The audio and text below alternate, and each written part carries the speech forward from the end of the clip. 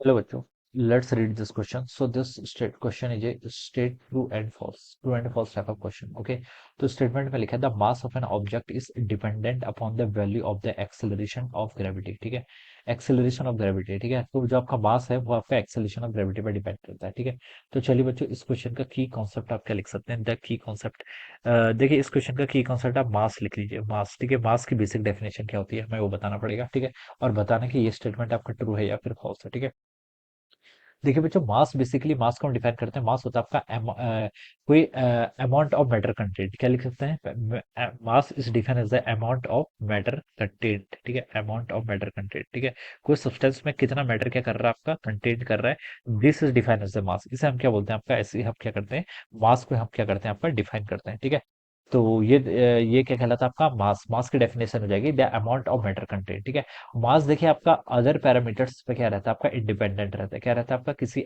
Any other parameters पर से क्या रहता है, इंडिपेंडेंट रहता है.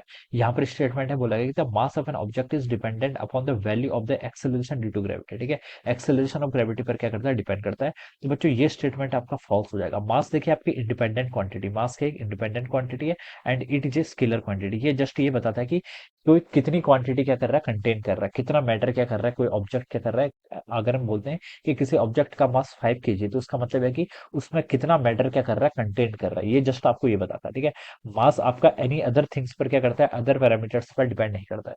जैसे यहाँ पर बोल रखा है कि it depend upon the acceleration of gravity. ठीक है, तो ये क्या हो जाएगा, इससे डिपेंडेंट होता है. ठीक है, वेट अगर बोलते हैं तो वेट आपका एक्सेलेरेशन ड्यू टू ग्रेविटी पर डिपेंड करता है. वेट किसके इक्वल होता है, आपका मास टाइम्स जी के इक्वल होता है. ठीक है, तो मास तो आपका स्केलर पैरामीटर है और ये अदर पैरामीटर से इंडिपेंडेंट है.